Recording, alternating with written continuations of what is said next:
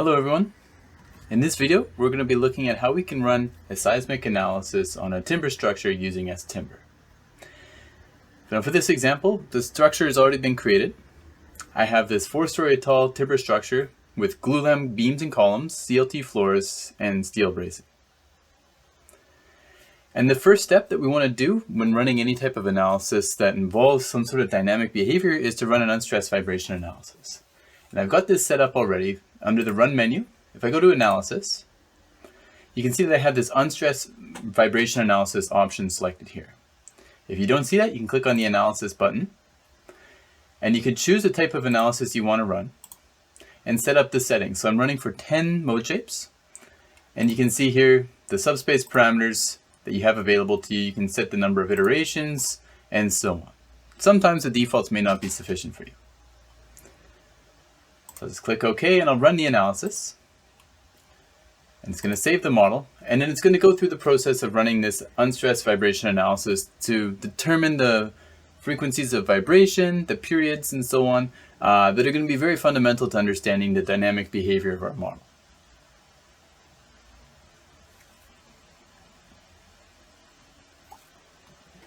And I'm going to view this information first in the spreadsheet window, so I'm just going to expand this and go to the results spreadsheet under vibration, unstressed, and I can look at the frequency spreadsheet.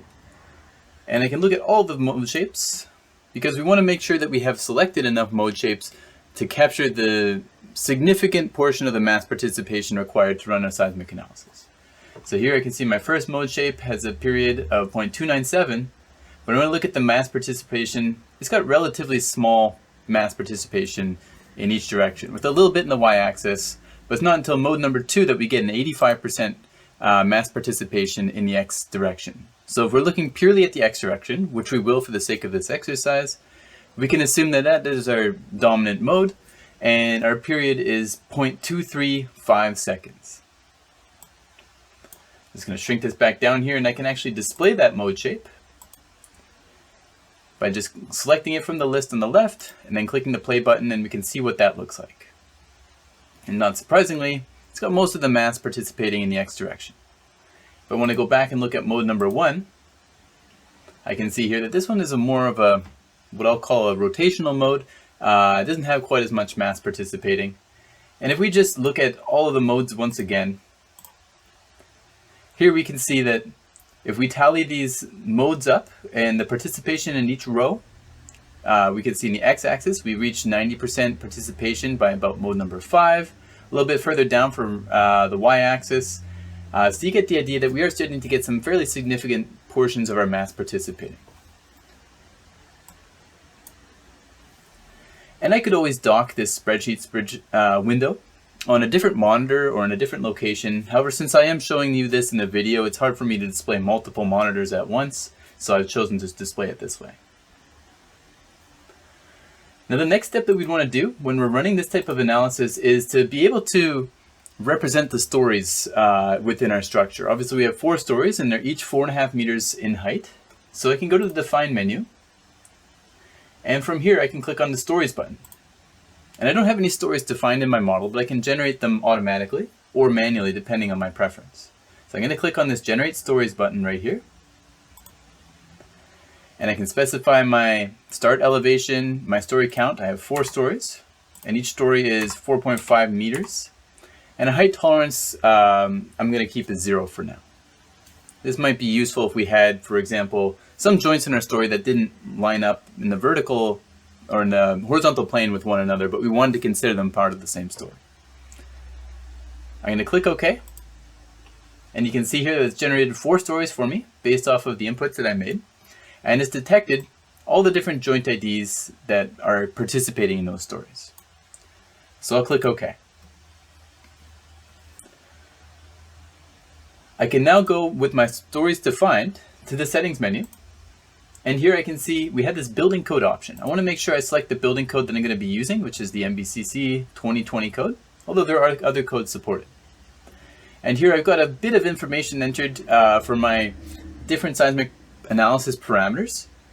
I'm only going to be focusing on the x direction, but again, you can also do other directions as well. Just for the sake of brevity, I've just chosen the one direction and entered a few details. I'm not going to go into too much detail on the explanations of these because our interest for this particular video is really the workflow rather than the code details, which you can find a lot more information on online.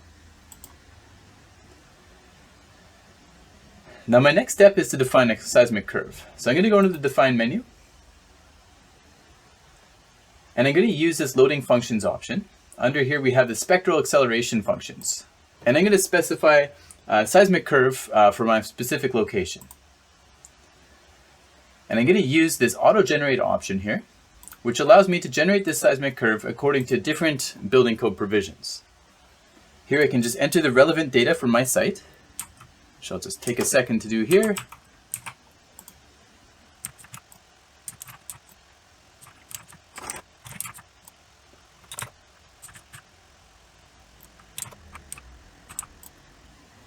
And once I've entered all the data, we can see this curve that's been generated for us.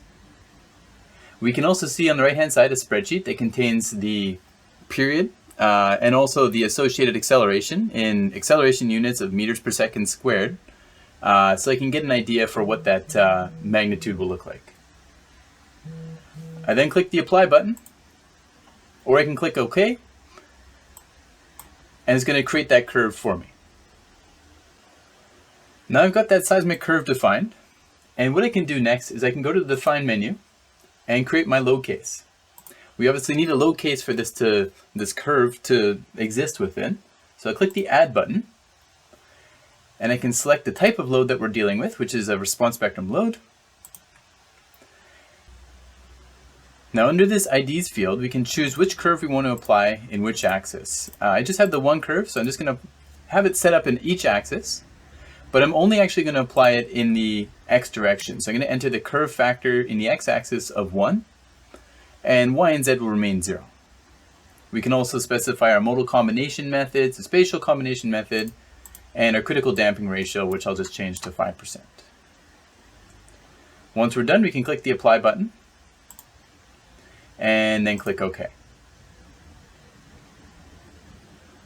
And at this stage, I could go ahead and run an analysis. So I'm going to click analysis, but change the analysis type. So rather than a vibration analysis, I'm going to run a response spectrum analysis, an unstressed response spectrum analysis. And you can see that it's borrowed those mode shape requests from my vibration analysis. It is still going to run a vibration analysis to determine whereabouts on that spectral response curve our structure lines up. And we're going to set that up. We can also specify our base shear scaling options, which are very similar to what we see in S-frame. So I'm just going to again click apply, and then OK, and run this analysis.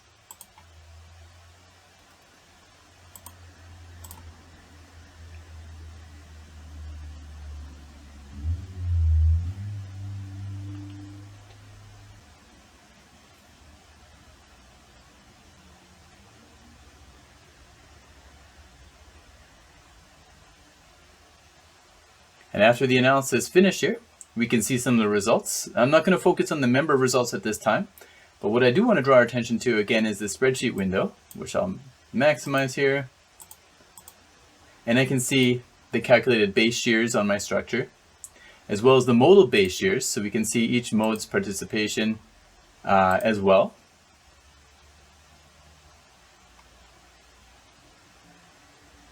And as we remember, mode number 2 was our dominant mode when we were running that vibration analysis, at least in terms of participation of mass in the x direction. So not surprisingly, it has the highest force on it there as well. Within this as well, we have additional details available to us. We can look at things like the story drifts and see what those story drifts are at each portion along, or each location along our height of our structure. I can see the story forces that have been calculated in the portion to our structure. And then what I can do is I can actually extract those forces and generate those equivalent static loads from an RSA case. So I can choose to generate either just extractions of those lateral loads only, the torsional loads only, or both lateral and torsional loads. When I do this, I can click OK. And as Timber has generated for me additional load cases, where I can go to the load cases field here, and I can see the strength, EQX, lateral force, plus torsion, and lateral force minus torsion load cases that have been generated for me. So I can click OK, and I can even view those details under the inputs, under the loads that we have here. We can see those magnitudes and the associated torsions that are included with them. So now I could go ahead and I could run an analysis. In this case here, we can change it to a static analysis because we have those static loads, and we could combine those with other load cases that we might want to add down the road, and we'd be able to observe the results of those combined effects. So I'll click OK to run a linear static analysis.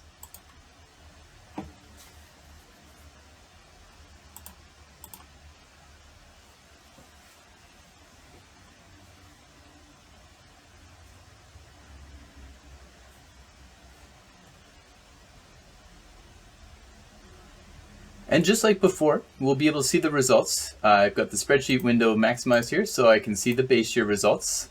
Once again, I can see my story drifts and so on, which are not very significant for this example.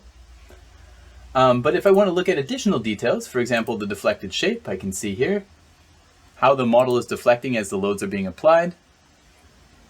I can see the member results that we were showing earlier. So this is deflections, but maybe I want to look at forces, axial loads, or moments. I can see all those details here as well. And on the right hand side, I can see similar information. So I can see, for example, for each member or each column or truss that I have, the forces in those trusses. In this case here, we're looking at the axial forces, and we can see them plotted, in this case, all on top of each other. So this gives us a summary of kind of the range of axial loads that we have in our members, our truss members. So a range of anywhere between 500 kilonewtons to negative 500 kilonewtons. But I can see the details on a member by member basis as well. And this works for any type of force that I have. Now, if you'd like more information about S-Timber, or you'd like to learn more about seismic analysis in the SRAM suite of tools, feel free to visit our website. Altair1.com has training courses, and we're always looking to add more material on this subject as well.